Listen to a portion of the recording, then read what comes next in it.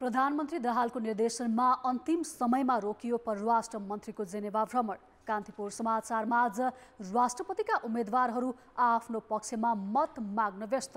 राज्यका महत्त्वपूर्ण पदमा महिलाको प्रतिनिधित्व नहुने सङ्केत।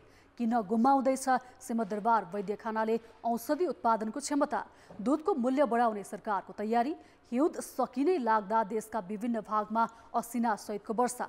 अन्तर्राष्ट्रियमा इटलीमा भएको आप्रवासी चढेको डुङ्गा दुर्घटनाको अपडेट र खेलकुदमा क्रिकेटर सन्दीप लामिछानेको मुद्दा हेर्दा हेर्दैमा लगायतका सामग्री हामीसँग हुनेछन्। नमस्कार, अब मुख्य समाचार। व्यवस्थालाई संस्थागत गर्न दलहरूको भूमिका कमजोर। नेता व्यवस्थापन र राजनीतिक दाउपेचले सधैँ अस्थिरता। पटक पटक सरकार परिवर्तनले सार्वजनिक सेवामै असर।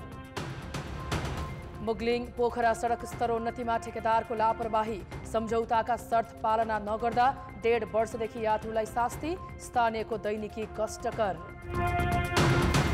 8% आर्थिक वृद्धिको लक्ष्य हासिल गर्न कठिन। 3 महिनामा 0.8% वृद्धि। निर्माण क्षेत्रको प्रगति निराशाजनक। इटलीमा आप्रवासी चढेको डुङ्गा पल्टदा 43 जनाको मृत्यु। 80 जनाको जीवितै उद्धार। चट्टानसँग ठोकिँदा दुर्घटना। र आइसिसी विश्व क्रिकेट लिग 2 अन्तर्गत UAE सिरिजमा नेपालले भोलि पपुवा न्यू गिनीसँग खेल्ने। सबै खेल जित्ने लक्ष्य।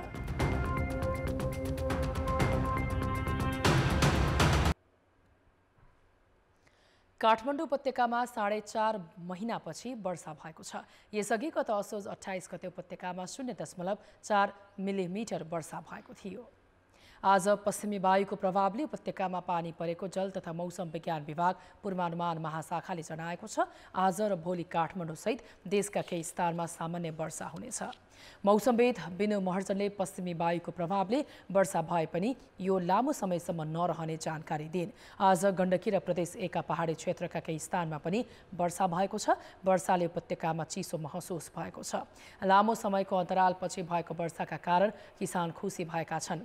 सुकेका खेतबारीमा पानी परेसँगै बाली फस्टाउने अपेक्षा गरिएको छ। नेपालमा फागुन 17 पछि प्री मनसुन सुरु हुँदैछ।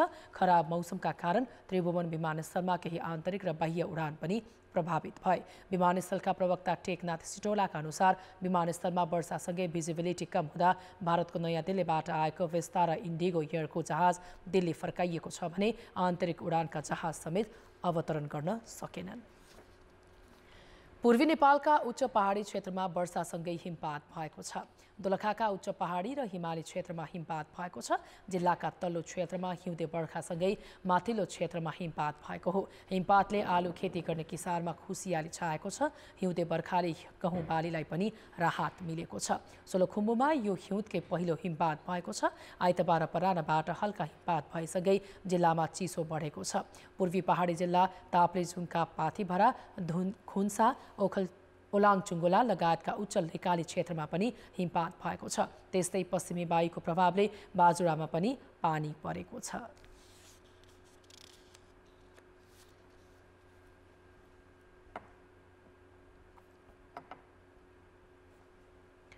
प्रधानमन्त्री पुष्पकमल दाहालले परराष्ट्र मन्त्री बिमला राई पौड्यालको जेनेभा भ्रमण रोकेका छन्। पौड्याल आज साँझ मानवाधिकार परिषदको 52औं सत्रमा सहभागी हुन स्विजरल्यान्डको जेनेभा जाने तयारी थियो। प्रधानमन्त्री दाहालले फोन गरेर भ्रमणमा नजानु भनेको मन्त्री पौड्यालको सचिवालयले जनाएको छ। 8 दलको नयाँ गठबन्धन बनेपछि एमालेबाट मन्त्री बनेकी पौड्याललाई प्रधानमन्त्री दाहालले भ्रमणमा रोक लगाएका हुन्। यसअघि आज बिहान मन्त्रालयमा आयोजित पत्रकार सम्मेलनमा मन्त्री पौड्यालले जेनेभामा संयुक्त राष्ट्रसङ्घीय मानवाधिकार उच्च आयुक्त लगायत महत्त्वपूर्ण भेटघाट गर्ने कार्यक्रम रहेको जानकारी दिएकी थिइन्। सम्मेलनमा नेपालको मानवाधिकारका प्रतिबद्धता र मुद्दाबारे धारणा राख्ने उनले जनाएकी थिइन्। जेनेभाबाटै उनी अधिकतम विकसित मुलुक LDCको सम्मेलनमा भाग लिन दोहा समेत जाने कार्यक्रम रहेको थियो। करिब 7 दशकको अवधिमा नेपालमा दर्जनौं राजनीतिक परिवर्तन भए। व्यवस्था परिवर्तन गर्न सफल राजनीतिक दलहरू त्यसलाई संस्थागत गर्न भने कमजोर देखिएका छन्। परिवर्तनका लागि सशक्त भूमिका खेलेका नेताहरू नै अस्थिरताको कारक बनिरहेका छन्। राज्य संयन्त्रको संस्थागत विकासमा भन्दा व्यक्ति व्यवस्थापन मुख्य मुद्दा भन्दा संविधानले खोजेको सुशासन र स्थायित्व बहालीमा समस्या देखिएको छ। 2064 को संविधान सभा निर्वाचनमा काठमाडौँ 2 र रौतहटबाट निर्वाचन हारेका नेकपा एमालेका तत्कालीन महासचिव माधव कुमार नेपाल त्यही कार्यकालमै संविधान सभा सदस्य मात्रै भएनन्, प्रधानमन्त्री नै बने। 2072 मा नयाँ संविधान जारी भएपछि 74 मा भएको निर्वाचनमा बर्दियाबाट वामदेव गौतम र गोर्खाबाट पराजित नारायण काजी श्रेष्ठलाई राष्ट्रिय सभामा ल्याएर व्यवस्थापन गरियो। गत मङ्सिरमा भएको प्रतिनिधि सभा निर्वाचनमा 72 मा पराजित जसपा अध्यक्ष उपेन्द्र यादवलाई कुनै निर्वाचन क्षेत्र खाली गराएर संसदमा ल्याउने राजनीतिक खेल सुरु भएको छ, जसका लागि उपराष्ट्रपतिमा सांसद रामसहाय यादवलाई पठाएर यादव उपनिर्वाचन लड्ने तयारीमा छन्। दलहरू जसरी पनि सत्ताकै वरिपरि घुम्ने र नेताहरू शक्तिमा पुग्ने यी प्रतिनिधि घटना हुन्। पटक पटक सत्ताकै लागि सरकार गिराउने र बनाउने खेल व्यक्ति व्यवस्थापनकै लागि भइरहेका छन्। जब कुनै निर्वाचन क्षेत्रबाट कोही व्यक्ति पराजित हुन्छन् र ठुलो मूल्यान्तरले पराजित हुन्छन् भनेपछि जनताको म्यान्डेट हो कि तपाईँ फेरि चुनाव नलड्नुहोस्, 5 वर्ष जनताको सेवा गर्नुहोस्। तर यहाँ जोगाडो पोलिटिक्स गरेर फेरि सदनमा छिर्ने कुरा गरिन्छन्, अर्थात् व्यक्तिलाई केन्द्रमा राखियो, व्यक्तिलाई प्रश्रय दियो। त्यसले गर्दा कतिपय अवस्थामा यो राजनीतिक मोलमोलाइमा संविधानले जुन स्पिरिट सोचेको छ मुलुकलाई ल्याउनुपर्ने समावेशी दृष्टिकोणमा त्यो पुगिरहेको हुँदैनन्। सत्ता र नेता स्वार्थका अगाडि राष्ट्रिय स्वार्थ गौड बन्ने गरेको छ। नीति र विचारका आधारमा भन्दा सीमित स्वार्थ पूर्ति गर्न राजनीतिक समीकरण बन्नु र भत्किनु नियमित जस्तै भएको छ। यो प्रवृत्ति देश र व्यवस्थाकै लागि पनि घातक बन्न सक्छ। जुनसुकै मूल्य अपनाएर पनि, जुनसुकै चरित्र अपनाएर पनि, जुनसुकै नीति अपनाएर पनि सत्ता र शक्तिमा कसरी जाने भन्ने जो प्रवृत्ति छ यो घातक प्रवृत्ति हो। अब यो प्रवृत्ति रोकिएन भने अब मुलुकलाई चाहिँ राम्रो हुने चाहिँ सम्भावना हुन्न। 2072 सालको संविधानको मुख्य उद्देश्य राजनीतिक स्थायित्व पनि हो, तर दलहरूले आफूहरूलाई संविधानको दायराभित्र राखे जस्तो गर्दै त्यसको छिद्रबाट राजनीतिक दाउपेच साँधिरहेका छन्। मुलुकले मागेको पनि होइन, हाम्रो संविधानले दिएको पनि होइन। यो चाहिने संविधानलाई नमान्ने, मित्रताल गर्ने, जनताको भावना के छ त्यसलाई कदर नगर्ने, मुलुकको मनस्थिति के छ त्यतातिर चाहिने आँखा चिम्लिदिने प्रवृत्ति भएर यस्तो भएको हो। राजनीतिक दलहरूका बीच स्वार्थ अनुकूल सहकार्य सामान्य बनेको छ, जसका कारण छोटो समयमै अस्वाभाविक गतिविधि देखिने गरेका हुन्। जनताको अवस्थामा सुधार जनताले अपेक्षा गरे हो। उत्तरदायी सरकार होस्, भ्रष्टाचार घटोस्, सुशासन होस् र यो चाहिँ नि गरिब विपन्न मानिसको लागि राम्रो सरकारले देखभाल गरोस्, सामाजिक सुरक्षा बढोस् भनेर हो। त्यतातिर सरकारले ध्यानै दिन सकिरहेको छैन। ध्यानै दिन खालि आफ्नै पार्टीभित्र नै अल्मलिरहेछ, अन्तर्पार्टी सत्ताको सङ्घर्षमै अल्मलिरहेछ। व्यवस्था बदलिए पनि 2046 सालदेखि करिब 4 दशकसम्म राजनीतिक नेतृत्व बदलिएन।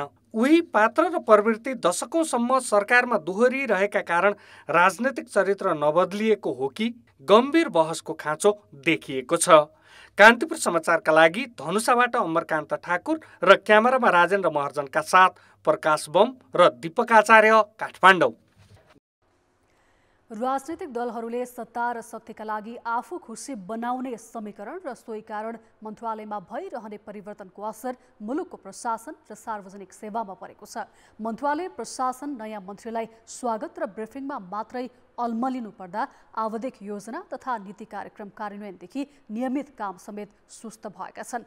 अझ मन्त्रीले आफू अनुकूलका कर्मचारी सरुवा गर्ने प्रवृत्तिले कर्मचारी समेत सधैँ त्रासमा हुने गरेका छन्। पटक पटक भइरहने सरकार परिवर्तनको असर प्रशासन र सार्वजनिक सेवा प्रभावमै पर्ने गरेको छ। नयाँ मन्त्री बन्ने बित्तिकै आफू अनुकूलका कर्मचारी सरुवा र कारबाही गर्ने प्रवृत्ति त नियमित तालिका जस्तै बनेको छ। गत पुस 10 मा पुष्पकमल दाहाल नेतृत्वमा नयाँ सरकार बने यता 8 सचिव र 32 सहसचिवको सरुवा भइसकेको छ। तत्कालीन गृहमन्त्री रवि लामिछानेले नियुक्त भएको 25 दिनमै गत माघ 6 गते सरुवा सम्बन्धी कार्यविधि जारी गर्दै 70 सहसचिव, उपसचिव र प्रमुख जिल्ला अधिकारीको सरुवा गरे। तर त्यसको 5 दिनमै उनी सरकारबाटै बाहिरिनु पर्यो। अहिले राष्ट्रपति निर्वाचनकै लागि राजनीतिक समीकरण परिवर्तन भएपछि रापरवाका मन्त्रीले राजीनामा गरिसकेका छन्। राजनीतिक अस्थिरताले स्थायी सरकार भनिने कर्मचारी प्रशासनलाई समेत अस्थिर बनाएको छ। यसले उसो भए नीतिलाई, बजेटलाई, कार्यक्रमलाई, योजनालाई, सेवा प्रवाहलाई सबै कुरालाई असर पार्छ। सबै कुरालाई असर पार्नु भनेको के त? प्रणालीलाई तदर्थतिर लैजान्छ। प्रणाली चाहिँ तपाईँको चाहिँ स्थायित्वभन्दा पनि त्यसलाई चाहिँ तदर्थ काम चलाउ बनाइदिन्छ। अहिले चाहिँ तपाईँको चाहिँ केही वर्षदेखिको कुराहरू हेर्दाखेरि हामीले त्यही कुरा देखेका छौँ। विशेष त तपाईँको चाहिँ 2074 को चुनाव पछाडि हामीले अलि बढी यो कुराहरू देख्यौँ।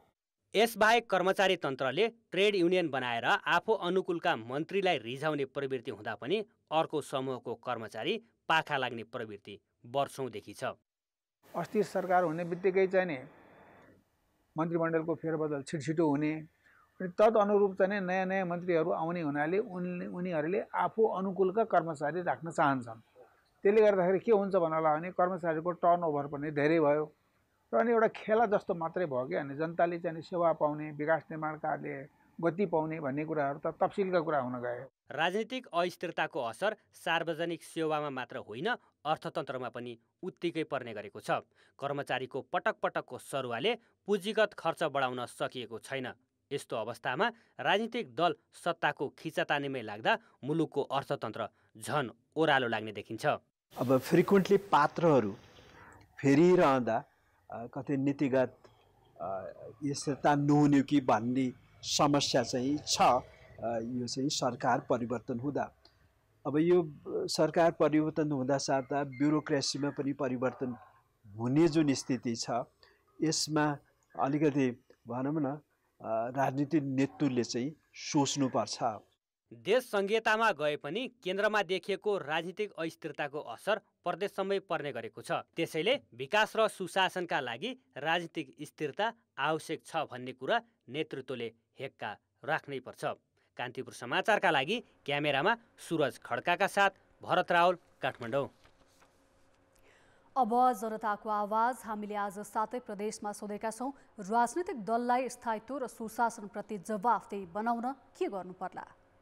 जनताको आवाज। सर्वप्रथम राजनीतिक दलहरू आफै सुध्रिनुपर्छ। सुधार गर्नुको लागि पहिलो क्षेत्र भनेकै राजनीतिक क्षेत्र हो। सम्पूर्ण पार्टीका नेताहरू क्रियाशील भएर लाग्नुपर्ने चाहिँ आजको आवश्यकता छ। उहाँहरूले बोले बमोजिम पुरा गरिरहनु भएको छैन भने उहाँहरूलाई जनताले नै खबरदारी गर्ने। राजनीति गर्छौँ भन्ने जुन नेताहरू हुनुहुन्छ उहाँबाट सुध्रिने आवश्यकता छ। आफ्नो घोषणापत्र उनीहरूले आफूले ल्याएका कुराहरूमा उनीहरू प्रतिबद्ध भएर लाग्नु पर्यो, सच्चिनु पर्यो। सच्चिनु भने उनीहरूलाई जनताले बढार्छन्। मिलिजुली सरकार बनाउने, राजनीतिक तसारमसार नगर्ने। राजनीतिक दल सुधार्नु नै आफ्नो सबभन्दा राम्रो कुरा हो। उनीहरू आफै भित्र शुद्धिकरण गर्नुपर्छ। आफ्नो काम इमानदारीपूर्वक र पारदर्शी रूपले गर्नुपर्छ। निर्वाचन प्रणाली अहिले चलिरहेको छ, त्यसलाई चाहिँ परिवर्तन गरी प्रत्यक्ष रूपमा चाहिँ निर्वाचन प्रणालीमा जानुपर्छ। नेताले पनि कानुनलाई पालना गर्नु पर्यो। कुर्सी तनातान भन्ने काम त्यो बन्द गर्नु पर्यो। राष्ट्रिय सहमति गरेर एउटै सबै मिलेर गए राम्रो। सुशासनसँगै समान व्यवहार र समान अधिकार लग्यो। अहमतावादी छ, त्यस्तो हुन भएन। सुशासन ल्याउन चाहिँ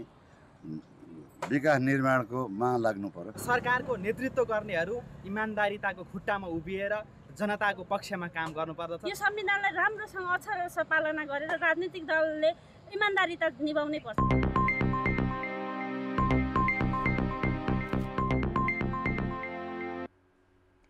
राष्ट्रपतिमा उम्मेदवारी दिएका कांग्रेसका रामचन्द्र पौडेल र एमालेका सुभाष चन्द्र नेङमाङले औपचारिक तथा अनौपचारिक रूपमा आफूलाई मत मागेका छन्।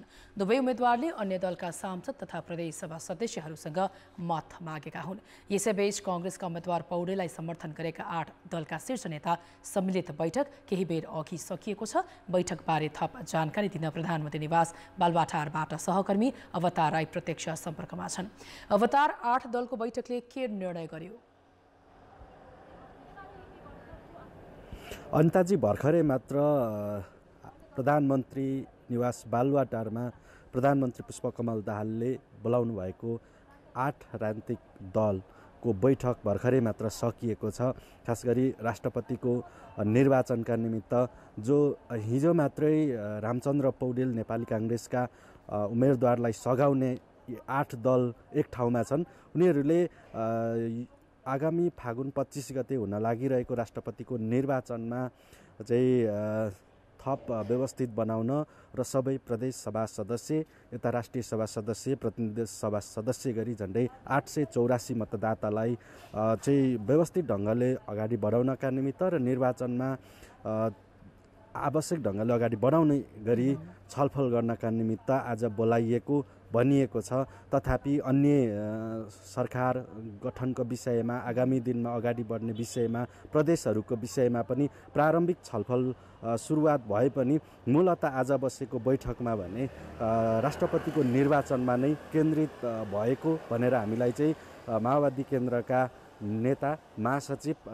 देव गुरुङले बैठकबाट बाहिरिँदै गर्दा जानकारी दिएका छन्। अनिताजी, अवतार जसरी अब उम्मेदवारी दिए लगतै हिजोदेखि नै मत मागेका उम्मेदवारहरूले के रणनीति बनाएका छन्, तपाईँलाई केही जानकारी छ?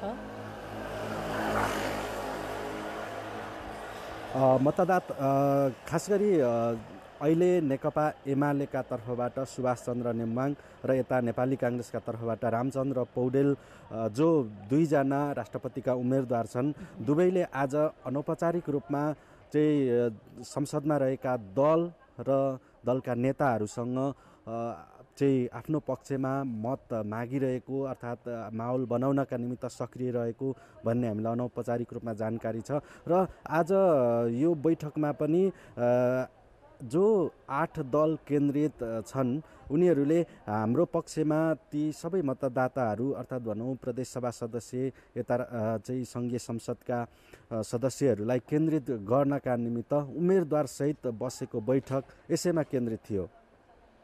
हस्, धन्यवाद अवतार। उनी थिए हाम्रा सहकर्मी अवतार राई, प्रधानमन्त्री निवास बालुवाटारबाट। अहिले 8 दलको बैठक सकिएको छ। बैठकमा राष्ट्रपतिको निर्वाचनका विषयमा छलफल भएको छ। यस विषयमा हामीलाई जानकारी गराउँदै अब बाँकी समाचार। जनता समाजवादी पार्टी जसपाले उपराष्ट्रपतिमा संसदीय दलका नेता राम सहाय यादवलाई उम्मेदवार बनाउने तयारी गरेको छ। 8 दलीय गठबन्धनको एक घटक जसपाले उपराष्ट्रपति पद पाउने सहमति भएको नेताहरूले बताएका छन्। पार्टीले उम्मेदवारको नामबारे आधिकारिक निर्णय गर्न भने बाँकी छ। यादव 12 क्षेत्र नम्बर 2 बाट निर्वाचित सांसद हुन्। उनी उपराष्ट्रपति भएमा अध्यक्ष उपेन्द्र यादव त्यही निर्वाचन क्षेत्रबाट उपचुनाव लड्ने तयारीमा छन्। शुक्रबार राति बालुवाटारमा काङ्ग्रेसले राष्ट्रपति र जसपाले उपराष्ट्रपतिमा उम्मेदवार उठाउने सहमति भएको नेताहरूले बताएका छन्। जसपा कार्यकारिणी समितिको आगामी बैठकले उपराष्ट्रपतिको उम्मेदवार र सरकारमा सहभागिता लगायत विषयमा निर्णय हुने नेताहरूले जनाएका छन्। राजनीतिक जीवनमा निष्कलङ्क व्यक्तित्वलाई जसपा नेपालले उपराष्ट्रपतिको रूपमा अगाडि सार्छ। त्यसपछि अब सरकारमा साझेदारीको सवालहरूमा पनि अब छलफल गरेर छिटै हामी सरकारमा सहभागी हुने कुरो भएको छ। त्यसपछि अब पार्टी अध्यक्षलाई कसरी पार्लियामेन्टभित्र ल्याउने त्यो विषयमा पनि हामीले एउटा बाटो पहलाउँछौँ। मङ्सिर 5 मा सम्पन्न निर्वाचनमा सप्तरी 2 बाट उम्मेदवार रहेका जसपा अध्यक्ष यादव जनमत पार्टीका अध्यक्ष सीके राउतसँग 18,000 भन्दा बढी मतान्तरले पराजित भएका थिए।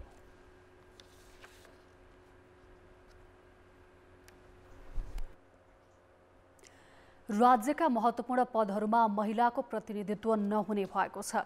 अहिले प्रधानमन्त्री पुष्पकमल दाहाल, सभामुख देवराज घिमिरे, राष्ट्रिय सभा अध्यक्ष गणेश तिमिल सिन्हा र कायम मुकायम प्रधान न्यायाधीश हरिकृष्ण कार्के छन्। फागुन 25 मा हुने निर्वाचनबाट पनि राष्ट्रपतिमा पुरुष नै निर्वाचित हुनेछन्। राष्ट्रपतिका लागि नेपाली काङ्ग्रेसबाट रामचन्द्र पौडेल र नेकपा एमालेबाट सुभाष चन्द्र नेम्बाङको उम्मेदवारी परेको छ। उपराष्ट्रपति पनि पुरुषले नै पाउने सम्भावना छ। शुक्रबार बालुवाटारमा 8 दलबीच जनता समाजवादी पार्टीले उपराष्ट्रपति पद पाउने सहमति भएको छ। जसपाले राम सहाय यादवलाई उपराष्ट्रपति उम्मेदवार बनाउने तयारी गरेको छ। उपराष्ट्रपतिको निर्वाचन भने चैत 3 मा हुँदैछ। राज्यका 3 अङ्ग कार्यपालिका, व्यवस्थापिका र न्यायपालिकामा पुरुष नेतृत्व हुँदा राष्ट्रपति र उपराष्ट्रपतिमा पनि पुरुष नै हुने देखिएको छ। नेपालको संविधान 2072 लोकतन्त्रको धारा 70ले राष्ट्रपति र उपराष्ट्रपति फरक लिङ्ग वा समुदायको हुने व्यवस्था गरेको छ। सोही अनुसार हाल राष्ट्रपति र उपराष्ट्रपति फरक लिङ्गका छन्। राष्ट्रपतिमा विद्यादेवी भण्डारी र उपराष्ट्रपतिमा नन्दबहादुर पुन छन्। उपसभामुख र राष्ट्रिय सभा उपाध्यक्षमा भने महिला छन्। सुदूरपश्चिम प्रदेशका मुख्यमन्त्री कमल बहादुर शाहले विश्वासको मत लिन दलहरूसँग परामर्श गरेका छन्। विश्वासको मत लिए शक्ति बाँडफाँटलाई टुङ्गोमा पुर्याउन मुख्यमन्त्री शाहले काठमाडौँ आएर प्रमुख दलका शीर्ष नेतासँगको भेटघाट तीव्र पारेका हुन्। नागरिक उन्मुक्ति पार्टीका संरक्षक रेशम चौधरीसँग पनि भेट गरेका शाहले एक हप्ताभित्रै विश्वासको मत लिएर राष्ट्रपति निर्वाचनमा सहभागी हुने तयारी गरेका छन्। केन्द्रीय तहमा पनि वार्ता चलिएको छ र हामी प्रदेश लेभलमा पनि औपचारिक रूपमा कुराहरू भइरहेका छन्।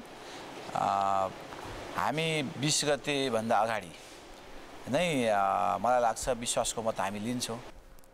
केन्द्रीय सत्ता समीकरण फेरिएसँगै सुदूरपश्चिम सरकारमा माओवादी र नागरिक उन्मुक्ति पार्टी पनि सहभागी बन्ने देखिएको छ। 53 सदस्यीय प्रदेशसभामा यी दल मिल्दा शाहले सुविधाजनक बहुमत पाउने देखिएको छ। प्रधानमन्त्री पुष्पकमल दाहालले राष्ट्रपतिमा सहमति हुन नसके फागुन 25 पछि मुलुकमा नयाँ राजनीतिक कोर्स सुरु हुने बताएका छन्। आज गोर्खामा आयोजित कार्यक्रममा प्रधानमन्त्री दाहालले राष्ट्रपतिमा सर्वसम्मत हुन नसके फागुन 25 गतेपछि नयाँ राजनीतिक यात्रा सुरु हुने पनि बताए। उनले सहमतिका लागि एमालेसँग पनि वार्ता प्रयास भइरहेको जानकारी दिए।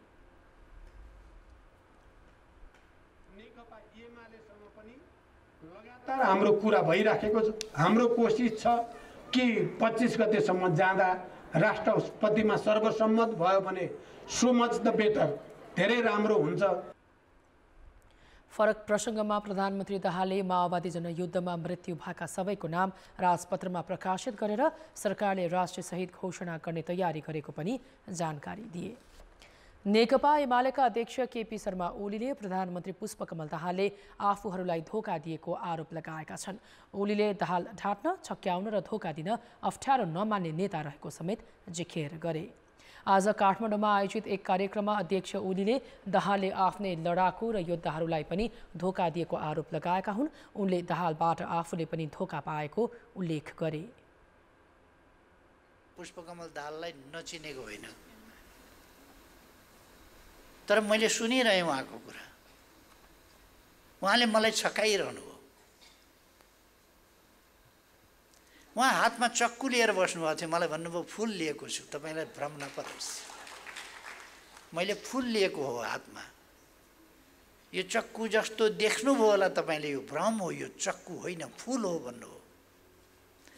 तपाईँले भनेपछि फुलै हो नि, किन होइन भन्दै बसेँ म। पुस 10 गते भएको सहमति दाहालले तोडेको आरोप लगाउँदै ओलीले देशलाई बर्बाद हुनबाट जोगाउन राष्ट्रपतिमा एमाले उम्मेदवारले जित्नुपर्ने दावी गरे। उनले सांसदहरूलाई फागुन 25 गते स्वविवेक प्रयोग गर्न पनि आग्रह गरे। बाल यौन दुरुपयोगको मुद्दामा थुनामा रहेका पल शाहलाई उच्च अदालत पोखराले सफाई दिएको छ। कायमुकायम मुख्य न्यायाधीश डिलीराज आचार्य र न्यायाधीश श्रीधरा कुमारी पुरा सैनीको संयुक्त इजलासले अभियोग दाबी नपुग्ने ठहर गर्दै शाहलाई सफाई दिएको हो। शाहका वकिल कमला मोहन वाग्लेका अनुसार उनी भोलि रिहा हुनेछन्। उच्च अदालतले यसअघि 15 दिनभित्र मुद्दाका पक्षधरलाई उपस्थित गराउन आदेश दिएको थियो। यसअघि शाहलाई जबरजस्ती करनीको मुद्दामा सफाई दिने नवलपुर जिल्ला अदालतको भदौ 21 गतेको फैसला विरुद्ध सरकारी वकिल कार्यालयले उच्च अदालत पोखरामा पुनरावेदन दिएको थियो। अदालतले जबरजस्ती करनी मुद्दामा सफाई दिए पनि बाल यौन दुरुपयोगको मुद्दामा 2.5 वर्ष कैद र 25,000 रुपैयाँ जरिवाना सुनाएको थियो। यो फैसला विरुद्ध शाहका तर्फबाट पनि उच्च अदालतमा अधिवक्ता कमला मोहन वाग्ले सहितले पुनरावेदन दिएका थिए। राजा प्रताप मल्लको पालामा स्थापना भएको सिंहदरबार वैद्यखाना धराशायी अवस्थामा पुगेको छ। कुनै बेला 150 भन्दा बढी आयुर्वेदिक औषधि उत्पादन गर्ने यो संस्था अहिले 20 प्रकारका औषधिमा मात्र सीमित छ। कर्मचारी आन्दोलन, राजनैतिक नियुक्ति तथा सरकारी व्यवस्थाका कारण वैद्यखाना यो अवस्थामा पुगेको हो। सिंहदरबार वैद्यखानामा उत्पादन हुने आयुर्वेदिक औषधि निकै गुणस्तरीय मानिन्छ। बिरामीहरूले यहाँ उत्पादन भएका औषधि खोज्ने गरे पनि चाहेको सबै औषधि पाउने अवस्था छैन। शिलाजित जस्ता कुराहरू है अब च्यवनप्रास जस्ता कुराहरू कहिलेकाहीँ पाइँदैन, त्यतिकै नै फर्किनु पर्ने हुन्छ। फेरि पछि सम्पर्क गरेर फोन गरेर आएर लगिन्छ, कहिले पाइयो होला नपाइयो होला चाहिँ अब त्यतिकै नै बस्नुपर्ने हुन्छ, बाहिर आउटमा लिनुपर्ने हुन्छ। चाहिँ शिलाजित र चन्द्र प्रभावटी लिन आएको थिएँ, त्यो अहिले रहन्छ त्यो जानकारीमा। अब म अरू कम्पनीको खोज्छु अब के। सिंहदरबार वैद्यखानासँग 200 भन्दा बढी प्रकारका औषधि उत्पादन गर्ने क्षमता छ। एक दशक अघिसम्म 150 भन्दा बढी प्रकारका औषधि उत्पादन गर्दै आएको वैद्यखाना पछिल्लो समय च्यवनप्रास, तुलसी चिया, त्रिफला चूर्ण लगायत 20 प्रकारमा मात्र सीमित छ। यी समेत कुनै बेला उत्पादन रोकिने अवस्था छ। कहिले आर्थिक समस्या त कहिले कर्मचारी आन्दोलन लगायतका समस्या देखाएर उत्पादन प्रभावित हुने गरेको छ। एक त यहाँको आर्थिक स्थिति पनि दयनीय छ सर। वास्तवमा म आउँदाखेरि अब मैले आउने बित्तिकै मन्त्रालयमा फाइल एउटा दिएछु थप बजेटको लागि, सिड मनीको लागि, उत्पादनमुखी बजेट, अरू बजेट चाहिँदैन उत्पादनको लागि। उत्पादनमा बजेट नभएपछि त जरी कच्चा रो मेटेरियल त आउँदैन, नभएपछि हामी जडीबुटी बनाउन सक्दैनौँ। त्यस कारणले गर्दाखेरि एउटा थप बजेटको अभाव त छँदैन छ। त्यो बजेट आएपछि हामीले अझ उग्र रूपमा औषधि बनाउने योजना छ। र अरू केही कर्मचारीहरूको प्रवृत्ति के छ भनेदेखि काम नगर्ने, पहिल्यैदेखि बसाउने, आन्दोलन गर्ने, झुटफुसको बहानामा काम नगर्ने, जसको फलस्वरूप आज 2-3 वर्षदेखि संस्था दिनका दिन धराशायी हुँदै बन्दको अवस्थामा पुगिसकेको थियो।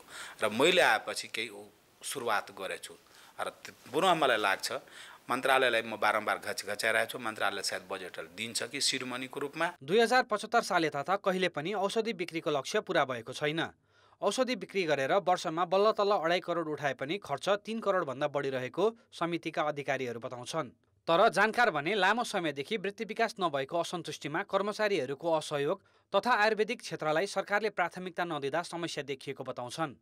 एक त त्यहाँको कर्मचारीको व्यवस्थापन, उनीहरूको जुन जायज कानुन सम्मत मागहरू हुन सक्छन् तिनीहरूलाई चाहिँ तत्काल सरकारबाट त्यसको एड्रेस गरिदिने, र अर्को त्यहाँ जुन पुरानो गठनादेश थियो र त्यसलाई परिवर्तन गरेर नयाँ गठनादेश आयो, त्यसमा पुरानै गठनादेशमा फर्किनु एउटा त्यो विकल्प हुनसक्छ। र अर्को चाहिँ नेपाल सरकारले अब यो सिंहदरबार वैद्यखानाले किन विगत केही वर्षदेखि उत्पादन गर्न सकिरहेको छैन भनेर वर्कआउट गरेर त्यहाँ चाहिँ एउटा उचित किसिमको निर्णय लिनुपर्ने अवस्था हुन्छ। आयुर्वेदिक औषधिको अध्ययन अनुसन्धानमा हाल पश्चिमा मुलुकहरूले समेत निकै चासो दिन थालेका छन्। तर नेपालमा सरकारले प्राथमिकता नदिँदा लामो इतिहास बोकेको सिंहदरबार वैद्यखाना सङ्कटपूर्ण अवस्थामा पुगेको छ भने वर्षेनी 4 अर्ब भन्दा बढीको आयुर्वेदिक औषधि निर्वात आयात गर्नु परेको छ। कान्तिपुर समाचारका लागि क्यामेरामा विकास जोशीका साथ कृपाल गौतम, काठमाडौँ। अब जनमतको अन्तिम परिणाम। जनमतमा हिजो हाम्रो प्रश्न थियो, प्रकोप पीडित किसानलाई पुनर्स्थापना गर्न किन अलमल भएको होला? ए, किसान मैत्री नीति नभएर, बी, बीमा प्रति सचेतना अभाव, सी, बजेट नै छैन। जनमतको अन्तिम परिणाम यस्तो छ, ए, किसान मैत्री नीति नभएरमा 81%, बी, बीमा प्रति सचेतना अभावमा 10% र सी, बजेट नै छैनमा 9%। अब आजको प्रश्न। जनमत हाम्रो प्रश्न छ, सरकारी औषधि उत्पादक कम्पनीले किन पूर्ण क्षमतामा उत्पादन गर्न नसकेका होलान्?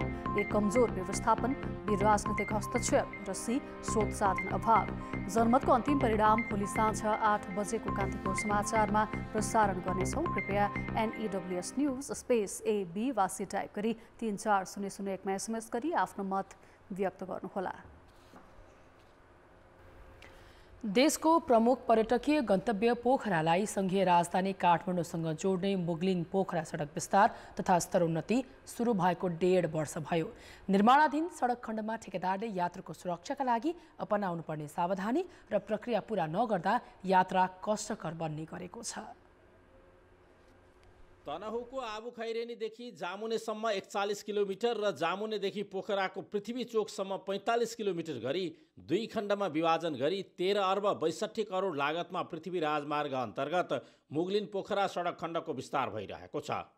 निर्माणको चरणमा आवागमन केही अप्ठ्यारो स्वाभाविक नै हो, तर आवागमन सहज बनाउने गरी काम गर्ने सम्झौता गरेका निर्माण व्यवसायीले त्यसको पालना नगर्दा धुलो र खाल्डाखुल्डीको कारण यात्रुसँगै राजमार्ग आसपासका स्थानीयको समेत दैनिकी निकै कष्टकर बनेको छ। हरेकलाई समस्या छ यो बाटोमा हिँड्ने, पैदल यात्रुदेखि लिएर मतलब मोटरसाइकल लिएर गाडी जे लिएर हिँड्दा पनि एकदमै गाह्रो छ। गिटीमा चिर म आफै भएर यहाँ घाइते भएको छु। म आफै बिहान धुलो आएको हुँदा हिँड्न पनि गाह्रो, घरमा बस्न पनि अति नै गाह्रो भएको। सवारी आवागमनमा बाधा नपुग्ने गरी काम गर्नुपर्ने सम्झौतामा उल्लेख गरिए पनि यस सडक खण्डमा सवारी प्रयोगकर्ताले ठाउँ ठाउँमा लामो समय रोकिनुपर्ने बाध्यता छ। सडक खनेर धुलाम्मे भएको ठाउँमा नियमित पानी नहाल्दा यात्रुले शास्ति बेहोरेकै छन् भने धुलो उडेर सडक नदेखिँदा सवारी दुर्घटनाको जोखिम समेत बढेको छ। समयमा नपुग्ने अनि त्यहीमाथि खाल्टाखुल्टीले नि गाडीलाई मारेर हामीलाई नि अप्ठ्यारो थकित अवस्था बनाउँछ। धुलोले बाटै देखिन्न हामीले। अब अगाडि बाइक छ कि गाडी छ कतै केही देखिन्छ। धुलोहरू बढी उड्ने जसको कारणले गर्दाखेरि सवारी नजिकै सवारी साधनको पनि भिजिबिलिटी कम हुन जान्छ र अर्को सवारी साधनसँग ठोक्किने सम्भावना छ भने अर्कोतिर धुलो व्यवस्थापन गर्नको लागि पानी हाल्ने क्रममा चाहिँ यो पानीको कारणले गर्दाखेरि फेरि त्यो धुलो लेसिन जान्छ र सवारी साधनहरू चाहिँ ठोक्किने सम्भावना छ। दैनिक 10,000 भन्दा धेरै सवारी आउजाउ गर्ने यो सडकमा धुलो र खाल्डाखुल्टीले यात्रा झन्झटिलो बनेको छ। 2081 भदौसम्म निर्माण सम्पन्न गरिसक्नुपर्ने दुवै खण्डको हालसम्मको प्रगति 15% मात्र छ। यसले निर्धारित समयमा काम नसकिने त देखाएको छ नै, यात्रुले अझै लामो समय कष्टकर यात्रा गर्नुपर्ने देखिएको छ।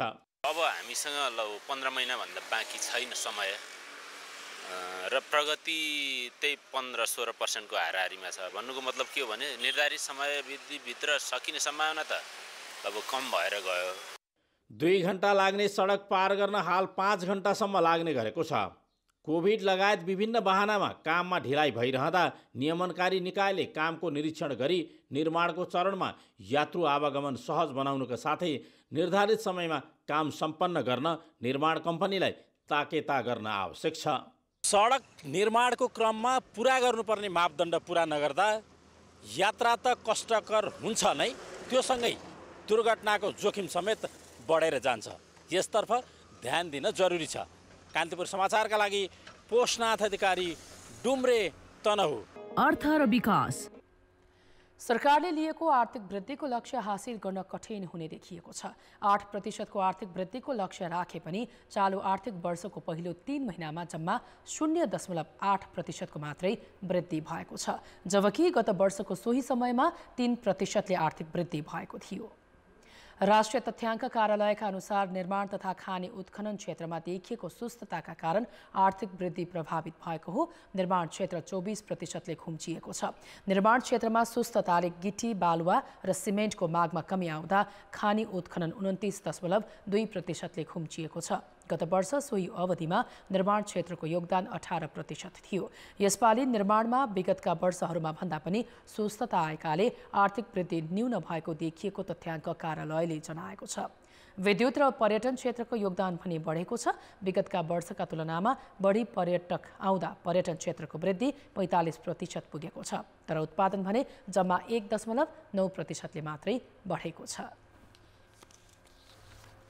अब अन्तर्राष्ट्रिय समाचार। इटलीको क्यालाब्रिया क्षेत्रको पूर्वी तट नजिकै आप्रवासी बोकेको एक डुङ्गा दुर्घटना हुँदा एक शिशुसहित 43 जनाको मृत्यु भएको छ। क्यालाब्रिया क्षेत्रको तटीय नगर क्रोटोन नजिकै रोकिने प्रयास गर्दा उक्त डुङ्गा 2 टुक्रा भएको बीबीसीले उल्लेख गरेको छ। दुर्घटनापछि नजिकैको एउटा रिजोर्टको समुद्री किनारमा एक शिशुसहित कम्तीमा 27 जनाको शव बगेर आएको थियो भने अन्य शव पनि समुद्रमा भेटिएका थिए। उक्त डुङ्गामा 100 भन्दा बढी मानिस सवार रहेको र 80 जनाको जीवितै उद्धार गरिएको इटलीको तटरक्षक सेनाले जनाएको छ। सो डुङ्गामा इरान, इराक, सिरिया, पाकिस्तान, अफगानिस्तान र सोमालियाबाट आएका प्रवासी रहेको र खराब समुद्री मौसम का कारण चट्टानसँग ठोकिएर दुर्घटनाग्रस्त भएको जनाइएको छ। उक्त डुङ्गा कहाँबाट हिँडेको थियो भन्ने कुरा अझै खुलेको छैन। यद्यपि क्यालाब्रिया आइपुग्ने शरणार्थी र आप्रवासी बोकेका डुङ्गा टर्की वा इजिप्टको समुद्री तटबाट प्रस्थान गर्ने गर्छन्। समुद्री मार्ग हुँदै युरोप छिर्न चाहने आप्रवासीका लागि इटली एउटा मुख्य अवतरण बिन्दुका रूपमा रहँदै आएको छ। गरिबी र द्वन्द्वबाट भागेर सहज जीवनको खोजीमा हजारौं मानिस अफ्रिका हुँदै इटली पुग्ने गरेका छन्। भूमध्य सागरीय मार्ग विश्वका अत्यधिक खतरापूर्ण समुद्री मार्ग मध्ये एक मानिन्छ।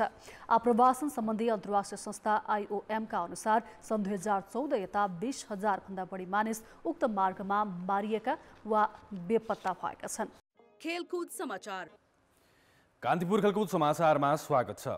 आइसिसी महिला T20 विश्वकप अन्तर्गत जारी फाइनल खेलमा 5 पटकको च्याम्पियन अस्ट्रेलियाले दक्षिण अफ्रिका सामु 157 रनको लक्ष्य प्रस्तुत गरेको छ। नेपालले भोलि पपुवा न्युगिनी विरुद्ध खेल्दै आइसिसी विश्व क्रिकेट लिग 2 अन्तर्गत युएई सिरिजको सुरुवात गर्दैछ। यो खेल नेपाली समयअनुसार बिहान पौने 11 बजे दुबई अन्तर्राष्ट्रिय मैदानमा सुरु हुनेछ। विश्वकप क्रिकेट लिग 2 मा यी दुई टिम तेस्रो पटक आम्ने सामने हुन लागेका हुन्। यसअघि शारजाहमा भएको दुबई खेलमा नेपाल विजयी भएको थियो। लिग 2 मा सबैभन्दा कमजोर टोली पपुवा न्युगिनीले 28 खेलमध्ये मात्र 2 खेलमा जित हात पारेको छ। तालिकाको पुछारमा रहेको पपुवा न्युगिनीले 25 खेल हारेको छ। एक खेल बराबरी भएको थियो। पुछारभन्दा एक स्थान माथि रहेको नेपालले क्रमशः सुधार गरिरहेको छ। घरेलु मैदानमा लिग 2 च्याम्पियन स्कटल्यान्ड र नामिबिया सम्मिलित सिरिजमा नेपालले क्लिन स्वीप गरेको थियो। नेपालले 28 खेल खेल्दा 26 अङ्क जोडेको छ। नेपालले बाँकी 8 मध्ये 7 खेल जिते शीर्ष 3 मा रहँदै विश्वकपको ग्लोबल छनौटमा स्थान बनाउनेछ। बाँकी मध्ये 5 खेल मात्रै जिते नेपालको ओडिआई जोगिनेछ। नेपालका मुख्य प्रशिक्षकका रूपमा मोन्टी देसाईको यो दोस्रो सिरिज हो। उनकै नेतृत्वमा घरेलु मैदान टियुमा भएको सिरिजमा उत्कृष्ट प्रदर्शन गरी नेपालले लिग 2 मा कमब्याक गरेको थियो। सो सिरिजका 4 वटै खेलमा नेपालले 200 भन्दा माथिको लक्ष्य पूरा गर्नुको साथै उत्कृष्ट बोलिङ पनि गरेको थियो। नेपालको प्रदर्शन युएई को पिचको अवस्थाले पनि निर्धारण गर्ने कप्तान रोहित पौडेलले बताएका छन्। नेपालले बाँकी सबै खेल जित्ने लक्ष्य सहित गत शुक्रबार युएई प्रस्थान गरेको थियो। Machhindra football club Bhadrapur Jhapa gold कपको फाइनलमा प्रवेश गरेको छ। ए डिभिजन क्लब च्याम्पियन मसिन्द्रले आज भएको सेमिफाइनलमा लिग प्रतिद्वन्दी एफिएफ क्लबलाई 1-0 गोलले हराएको हो। मेची रङ्गशालामा भएको खेलको 17औं मिनेटमा कप्तान सुजल श्रेष्ठले मसिन्द्रको खाता खोलेका थिए। उनले डी बक्सको छेउैबाट गरेको लङ रेन्जर प्रहारलाई एपिएफका गोलरक्षक अञ्जल श्रेष्ठले बचाउन सकेनन्। नकआउट टुर्नामेन्टमा सुजलको यो लगातार तेस्रो गोल हो। यसअघि उनले निर्णायक फ्री किक गोलमा मसिन्द्र चर्च बोइज युनाइटेडलाई हराउँदै सेमिफाइनल पुगेको थियो भने उनकै गोलमा मसिन्द्रले केपी ओली कपमा अन्तिम 4 मा स्थान बनाएको छ। अब मसिन्द्रले उपाधिका लागि आर्मीसँग खेलेछ। फाइनल खेल मङ्गलबार हुनेछ। साधुबाटो स्थित एन्फा कम्प्लेक्सको मैदानमा खेल चलिरहेका बेला असिना पानी दर्किएपछि केपी ओली कपको पहिलो सेमिफाइनल विजयमा रोकिएको छ। फाइनल प्रवेशका लागि त्रिभुवन आर्मी क्लब र साधुबाटो युथ क्लब बीच प्रतिस्पर्धा भइरहेको थियो। पहिलो हाफको अन्त्यतिर पानी पर्न सुरु गर्यो। पहिलो हाफ सकिए लगतै असिनासहितको वर्षाका कारण दोस्रो हाफ 11 मिनेटपछि सुरु भएको थियो। तर खराब मौसमसँगै मेघगर्जनसहित फेरि असिना पानी पर्न थालेपछि खेल रोकिएको हो। दोस्रो हाफको बाँकी खेल भोलि बिहान 11 बजे एन्फाकै खेल मैदानमा हुने आयोजकले जानकारी दिएको छ। अर्को सेमिफाइनल खेल भोलि दिउँसो 3 बजे सुरु हुनेछ। उक्त खेलमा मसिन्द्र र केपी ओली एफसी फाइनल प्रवेशका लागि भिड्दैछन्। क्यामरुनको इभिनियर फुटबल क्लब बुढासुब्बा गोल्ड कपको सेमिफाइनलमा प्रवेश गरेको छ। आइतबार सम्पन्न दोस्रो क्वार्टर फाइनलमा बागमती युवा क्लबलाई 1-0 गोल अन्तरले पराजित गर्दै इभिनियरले अन्तिम 4 मा स्थान सुरक्षित गरेको हो। इभिनियरको जितमा खेलको 14औं मिनेटमा कप्तान घिनीको पासमा सबा अलीले गरेको गोल नै निर्णायक बनेको थियो। मध्यान्तर अघिसम्म दबावमा खेलेको बागमतीले दोस्रो हाफमा पाएको केही अवसरको सदुपयोग गर्न नसक्दा क्वार्टर फाइनलमा बाटै बाहिरिनु परेको हो। सोमबारको तेस्रो क्वार्टर फाइनल खेल नेपाल पुलिस क्लब र काकाडभिट्टा फुटबल ट्रेनिङ सेन्टर बीच हुनेछ।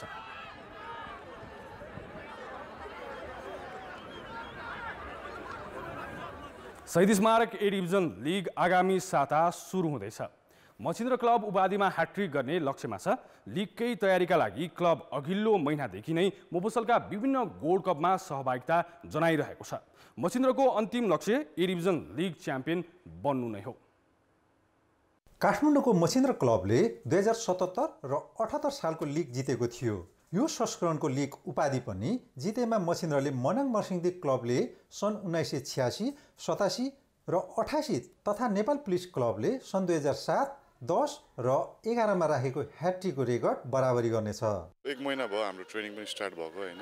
सो एज अ ग्रुप हाम्रो तयारी चाहिँ अब हाम्रो टार्गेट पनि लिग अब यो क्लबबाट चाहिँ ह्याट्रिक गर्ने नै हो। तयारी नै भन्नुपर्छ। यो मफसल टुर्नामेन्टहरूलाई चाहिँ हामी भर्खर सर्लाहीबाट हामी अहिले झापामा आएको छौँ मफसलकै लागि। सर्लाहीमा जितेर एउटा जे यो मफसल टुर्नामेन्टहरूले पनि लिगको लागि चाहिँ केही सहयोग चाहिँ गर्छ जस्तो लाग्छ मेरो विचारमा। अघिल्लो संस्करण लिग जित्ताका खेलाडी सुजल श्रेष्ठले यो संस्करण मछिन्द्र क्लबको कप्तानी भूमिका निर्वाह गर्नेछन्। क्लबमा विमल घरती मगर, रजिन धिमाल, देवेन्द्र तामाङ, छिरिङ गुरुङ, विशाल श्रेष्ठ जस्ता अनुभवी खेलाडीले निरन्तरता पाउनेछन्। पूजन उपरकोटी, सुरजज्यू ठकुरी, सौरभ लिम्बू, निसेन सुब्बा, प्रशान्त अवस्थी जस्ता नयाँ खेलाडीलाई पनि क्लबले अनुबन्ध गरेको छ। मिडफिल्डर विशाल राई विदेश पलायन भएपछिको अभाव पूर्तिका लागि भारतीय खेलाडी दयानन्द सिंह टिमसँग जोडिएका छन् भने अलित छवानी फोफना जस्ता विदेशी खेलाडीलाई लिग खेलाउने मछिन्द्रको तयारी छ। सबै टिम अब फरेनर प्लेयरहरू आउँदैछन् अझै पनि। सो ओभरअल नेपालमा भएको हामी प्लेयरहरू सबैजना ट्रेनिङ गरेको 1 मन्थ भयो, राम्रै प्रिपरेसन भइरहेको छ अझै। अघिल्ला दुवै संस्करण टिमलाई उपाधि दिलाएका प्रशिक्षक प्रवेश कटुवालले यो संस्करणको लागि सम्झौता गरिसकेका छैनन्। तर मोफसलका विभिन्न गोल्ड कपमा टिमको प्रशिक्षण सम्हालेका उनैले मछिन्द्रको टचलाइन सम्हाल्ने सम्भावना छ। एक हिसाबमा गेमहरू चाहिँ एकैचोटि धेरै भएको भएर लिगलाई अलि असर पार्ला कि भन्ने पनि चिन्ता छ, किनभने इन्जुरिजहरू पनि हुनसक्छ। किनभने लिगको एक त सेड्युलै प्याक छ, हप्तामा 3टा गेमसम्म पर्ने सक्ने भएको भएर अब त्यही मेन्टालिटी बोकेर नै हिँडिरहेको छौँ। अब त्यही हिसाबले स्क्वाडलाई स्ट्रङ गर्न रिक्रुट पनि बढाउँदैछौँ। मछिन्द्रले गत साता सम्पन्न सर्लाहीको राजश्री जनक गोल्ड कपको उपाधि जितेको थियो। अहिले भद्रपुर झापा गोल्ड कपमा समेत सहभागी छ। यस्तै केपी ओली कप समेत खेलेर मछिन्द्र लिगमा सहभागिता जनाउने तयारीमा छ। क्लबले फागुन 21 गते दशरथ रङ्गशालामा जाउला खेल युथ क्लबसँग खेल्दै लिग थालनी गर्नेछ। कान्तिपुर समाचारका लागि सहकर्मी रेवन दालका साथमा गणेशमान मुखिया, झापा। नेपाल क्रिकेट सङ्घ क्यानको वार्षिक साधारण सभा आजदेखि सुर्खेतको वीरेन्द्रनगरमा सुरु भएको छ। भोलिसम्म चल्ने साधारण सभामा असोजमा कार्यकाल सकिनु अघि निर्वाचन गर्ने, विधान संशोधन लगायतका विषयका साथै नियमित बजेट वार्षिक कार्यक्रममाथि छलफल हुने क्यानका अध्यक्ष चतुरबहादुर चन्दले जानकारी दिएका छन्। विवादका बीच सम्पन्न नेपाल T20 लिगका विषयमा पनि छलफल हुने उनको भनाइ छ। नेपाल T20 जुन एउटा चाहिँ पछिल्लो समय निकै चर्चाको विषय रह्यो, त्यसको चाहिँ सम्झौताका बारेमा छलफल गरी निर्णय गर्ने। यसैबीच क्यानको साधारण सभाका अधिकांश सहभागी T20 लिगको विवादबारे पदाधिकारीहरूले स्पष्ट धारणा सार्वजनिक गर्नुपर्ने बताएका छन्। सन् 2022मा गरिसक्नुपर्ने वार्षिक साधारण सभा क्यानले विशेष कारण देखाउँदै अहिले बोलाएको हो। क्रिकेटर सन्दीप लामिछानेको मुद्दा हेर्दा हेर्दैमा राखिएको छ।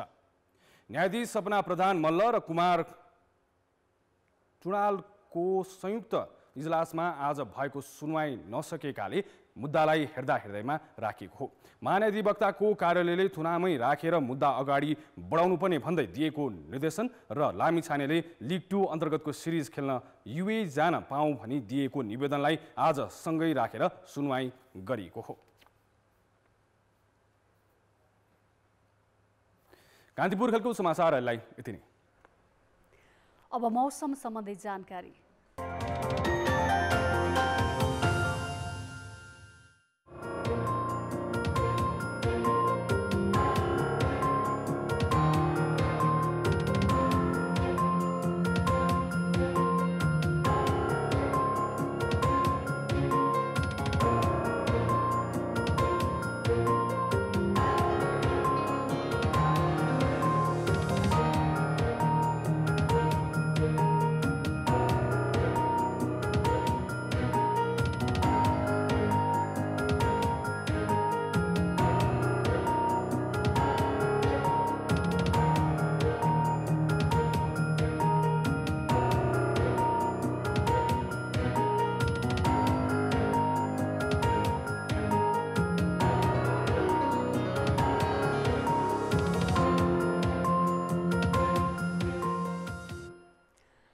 कान्तिपुर समाचार अहिलेलाई सकियो। कान्तिपुर टेलिभिजन हेर्दै गर्नुहोला।